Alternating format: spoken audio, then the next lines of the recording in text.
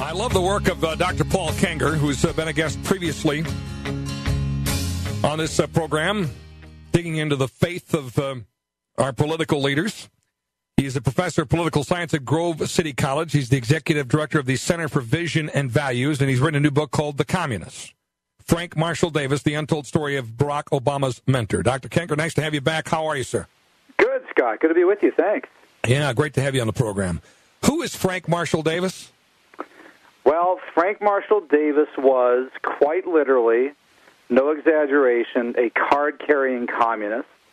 His Communist Party number, which I print right in the front of the book and in the FBI file pages in the appendix, was 47544. He joined the Communist Party in World War II. We don't have an exact date, but I estimate it was 1943. Couldn't have been later than 1944. He was born in Kansas, but came to Chicago in the 30s, did all this stuff in the 30s and 40s. He joined a bunch of communist front groups in Chicago, taught at the Abraham Lincoln School, a communist school in Chicago. And 1946 to 48 became the founding editor-in-chief and a regular columnist for the Chicago Star, which was the Communist Party newspaper in Chicago. From there, he went to Hawaii from 1949 to 1957, wrote for the Honolulu Record, Communist Party publication there. And, you know, Scott, his biggest targets were Democrats. He hated Harry Truman, George Marshall, and the Marshall Plan. His main enemies were the Democrats, because it was the Democrats after the Cold War who were stopping Stalin. And you know, all Communist Party USA members were loyal Soviet patriots.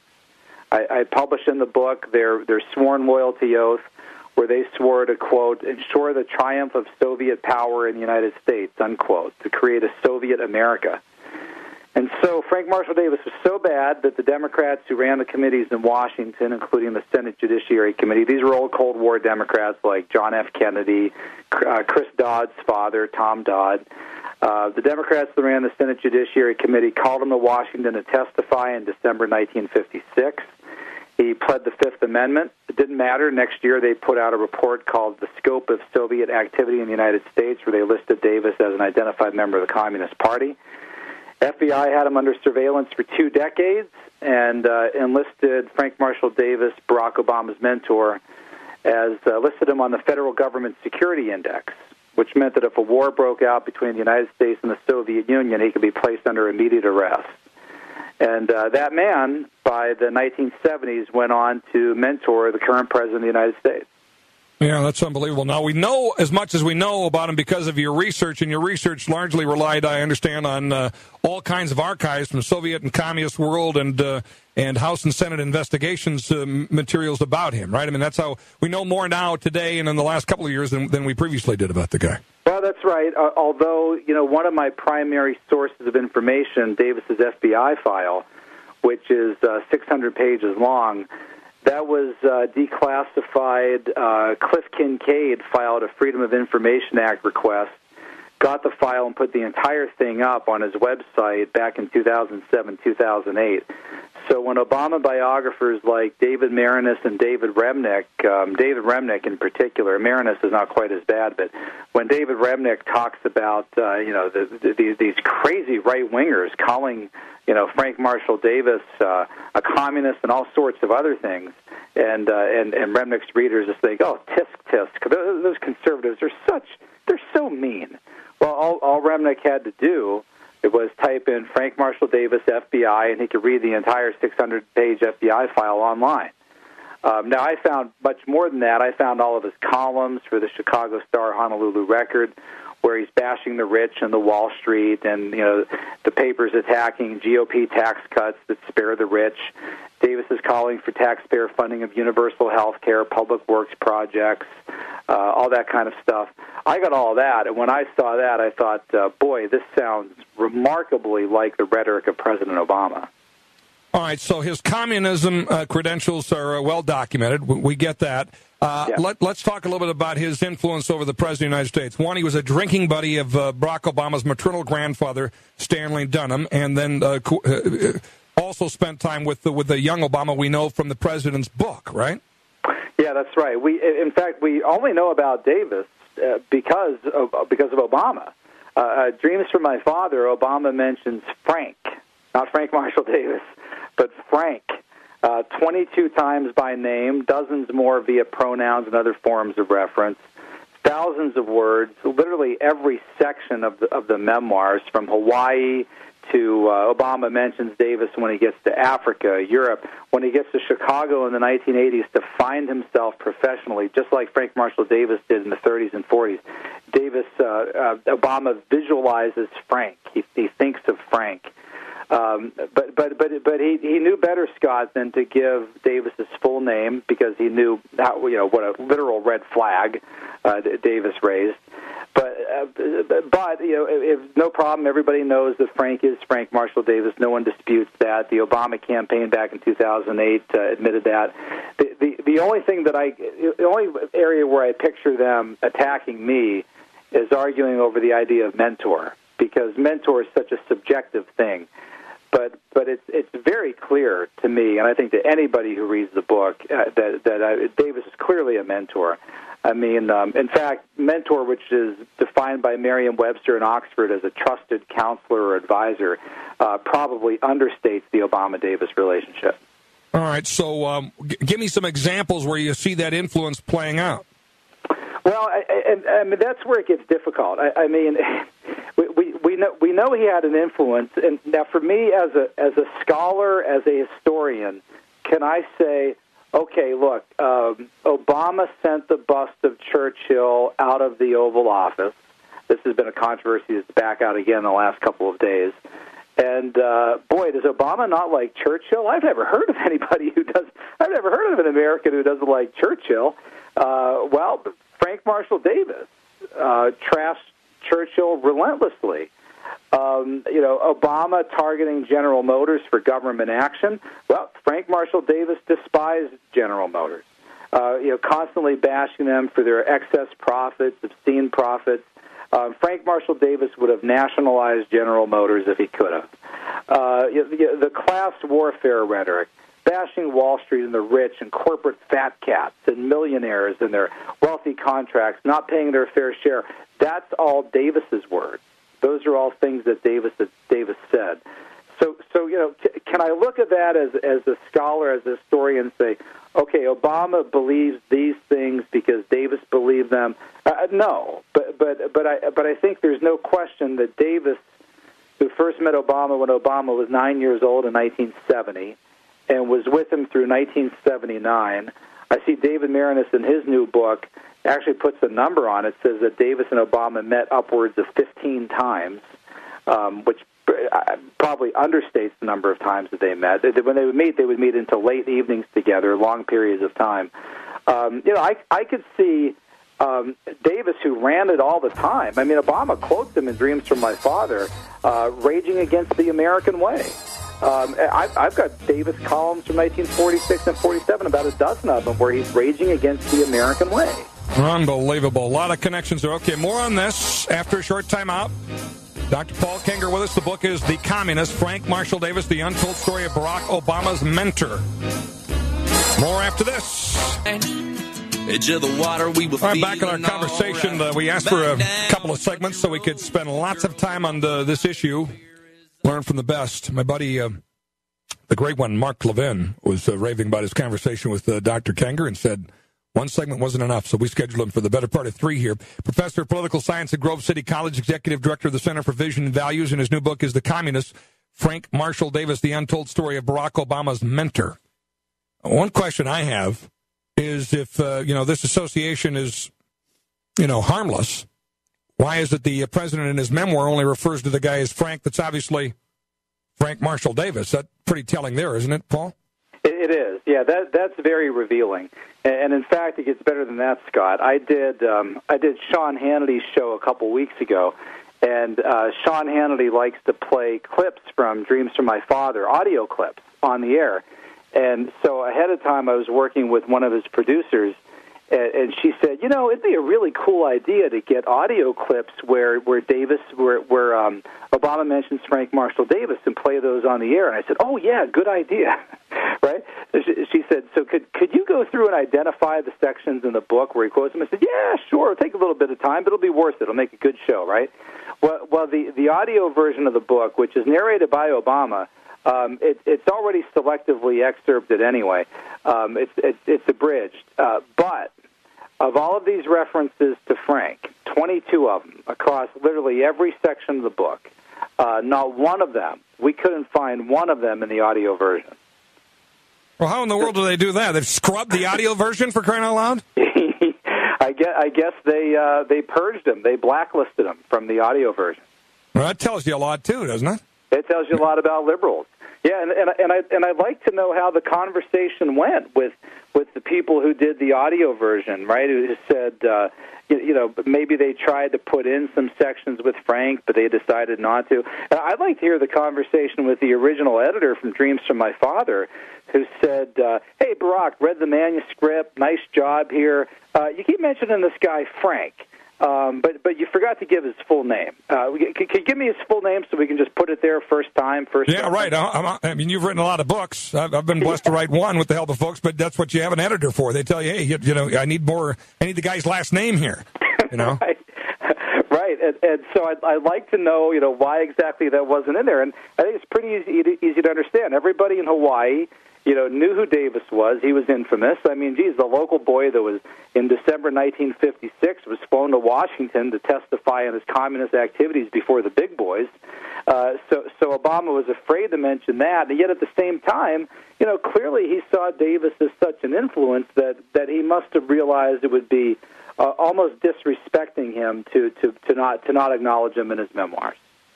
David Moranis, you mentioned a couple times, has written this book that largely is supposed to be an attack on the critics of Barack Obama. Goes after the birthers and others that are concerned about simple things like, well, just release the birth certificate. But anyway, what does he say about your charge in the book here and about the association with Frank Marshall Davis?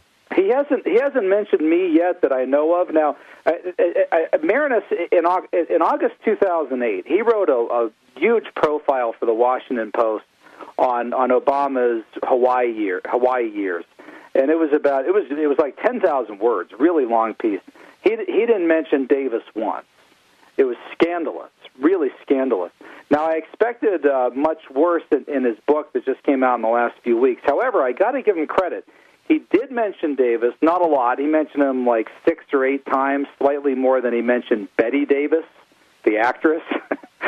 Apparently Obama's grandmother is a fan of Betty Davis. But at least where he mentions Frank Marshall Davis, he does say that he was a Communist Party member or association. I forget which. So at least he mentions Communist Party. He does provide the key piece of information that Obama met with Davis upwards of 15 times, which was helpful because I had no idea how often they met. And I'm guessing there, Scott, that Obama himself must have been the source for Moranis on that, because I know Moranis had access to Obama. He also says, and I didn't know this, that the first connection between Frank Marshall Davis and Obama's family wasn't through the grandfather, but through the grandfather's brother, who met Davis at an earlier trip to Hawaii, and that opens all kinds of questions like, what's that all about? How should this affect the average voter out there when they think about, okay, Frank Marshall Davis, card-carrying communist? Now that debate is over, and the influence at a minimum, and as strong as the mentorship of the current president of the United States. What message would you have to voters about that? What you've unearthed here? Well, all of that is unprecedented. We've never had a president with a mentor like that. In fact, with a mentor like that, I'm not exaggerating to say that Barack Obama should have trouble getting a security clearance for an entry-level government clerk job. Okay, I mean that's no question about that. I'm saying I'm not. The title of the book is The Communist, and that's about Davis, not about Obama. I'm not saying that Obama is thus a communist, but I'm saying if you want to understand the intellectual, ideological, political development of our president, guys like Davis are crucial. And I actually go further than this. In the book, I interview at great length Dr. John Drew, who knew Obama at Occidental College. And in those days, Drew was an undergrad, and he was a Marxist, and he was head of the Marxist club on campus. And Obama was introduced to him as a fellow Marxist. And Drew goes on a great length about this. He absolutely swears. He's not selling a story or anything. He's a good guy. He swears that Obama was a Marxist, pledged to imminent revolution in the United States, everything. And if that's the case, as Drew told me in reaching out to me, he says Frank Marshall Davis explains how Obama would have been on the Marxist left at Occidental. So what I've done here is I think I've provided some explanatory gaps in the development of our president. I think he may well have been on the Marxist left at one point. Like Stanley Kurtz showed in 1996, he probably joined this new party, which was a socialist party. Then he moved toward the mainstream of the Democratic Party. National Journal in 2007 listed him the most liberal member of the Senate, even more liberal than Hillary Clinton, Barbara Boxer, and Ted Kennedy. And then the Democrats nominated him in 2008. So I think I've helped provide some key parts of the puzzle here in our president's development. Does this suggest an unbelievable political acumen by this guy, that he can have this kind of background, largely ignored by the mainstream media, and obviously some views, even if it's an intellectual journey that's evolved? I mean, he has some things in his history that are at odds with the vast majority of Americans to get through a presidential campaign and in a second one and not have a public discussion of such suggests some pretty good political skills, doesn't it? That he's masking all this. His political acumen at all. I think it shows the media's political acumen and the liberal media's complicity in this. I mean, just imagine, Scott, if Mitt Romney had a mentor who was pro-Nazi, or even, say, a John Bircher. I mean, the Washington Post a few weeks ago spent all this time on an expose on Mitt Romney bullying when he was in high school. Well, I got news for you. When Obama was in high school, he had a mentor who was a CPUSA member who was on the Federal Government Security Index. Why isn't that mentioned? No, you're right. I mean, and we shouldn't be surprised. We shouldn't be surprised. But I think what amazes me is I believe that the President of the United States espouses a lot of these views, but he is very crafty. Every once in a while they come out, and one has come out recently. You didn't build that. Prime example. Talk more about this with Dr. Paul Kengor when we come back, and also just how successful some of the Communist Party goals have been in taking out morality in America. Are they winning? That when we continue in our final segment. We're chatting with Dr. Paul Kengor, Ph.D., and author of a new book called The Communists. Frank Marshall Davis, the untold story of Barack Obama's mentor, in our final segment here, and the last couple of minutes left to cover some important part of the topics. It seems like last campaign, Joe the Plumber conversation spread the wealth around. This most recent one, you didn't build that. We get snippets of what would be Frank Marshall Davis-like teachings from Barack Obama, don't we? In fact, especially spreading the wealth around. I mean, Frank Marshall Davis, all the time. I mean, redistribution of wealth. I mean, that's the ultimate socialist communist goal.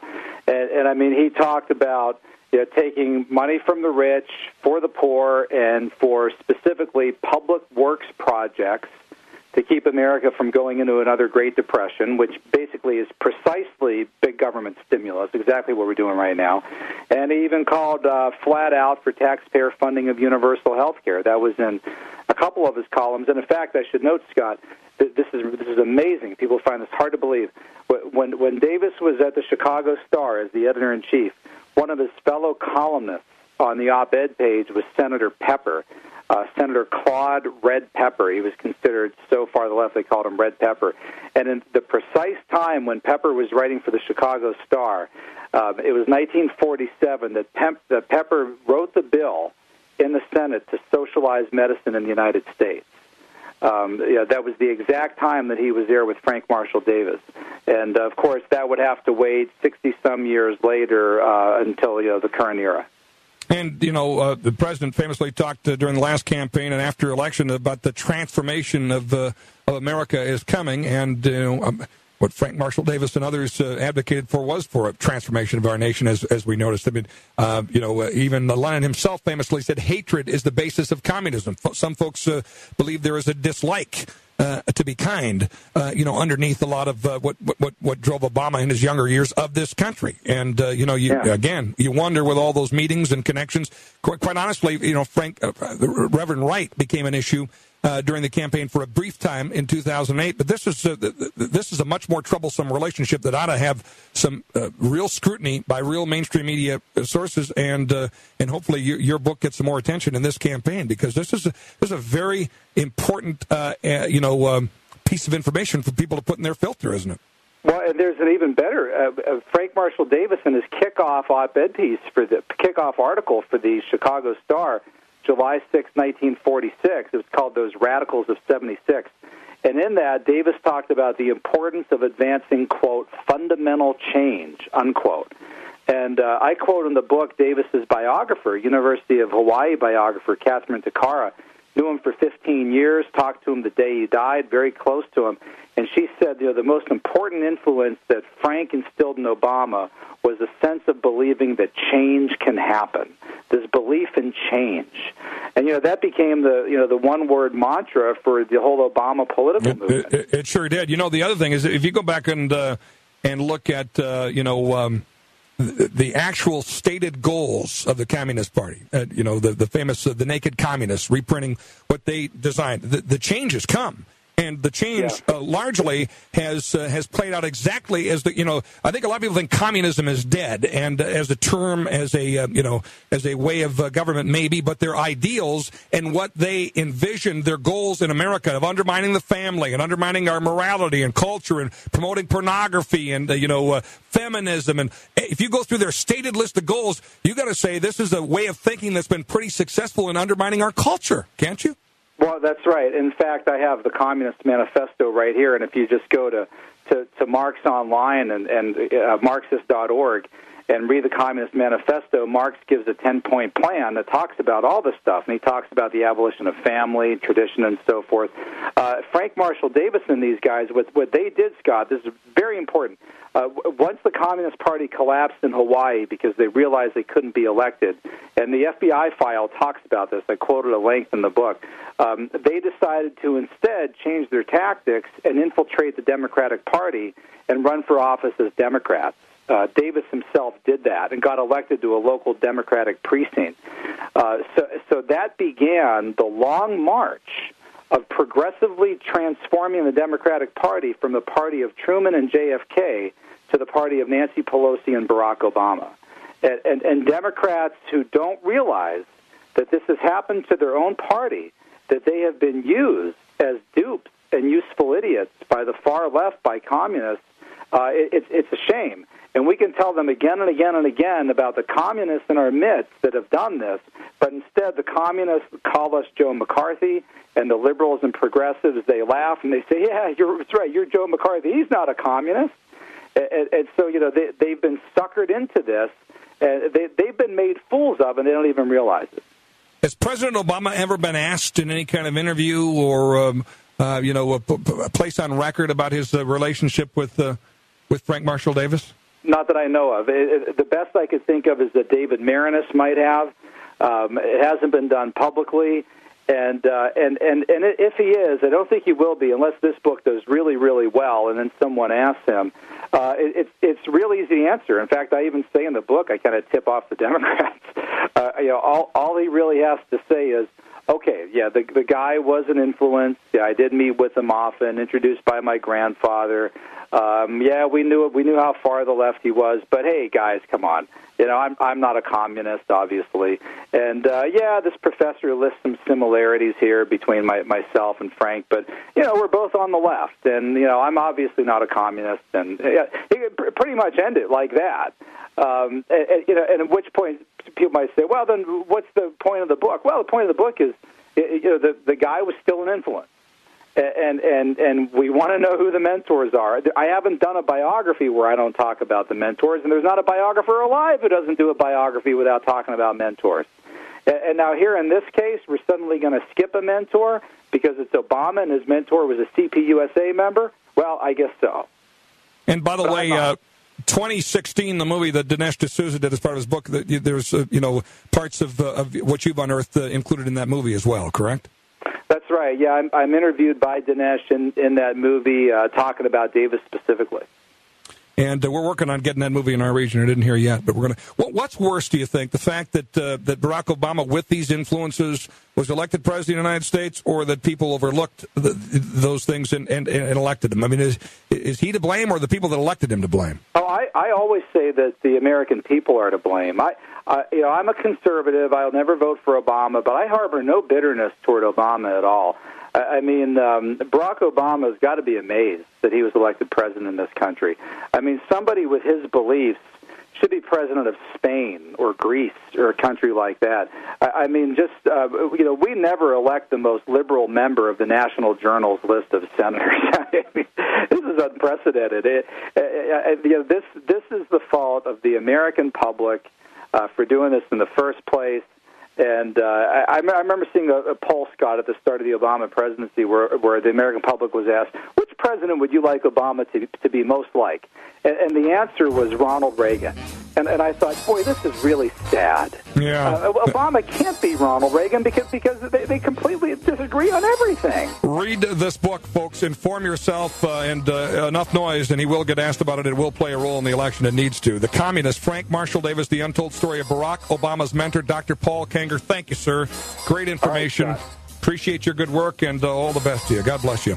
God bless you, one and all. Thank you. Rob Port for me tomorrow. See you again Thursday.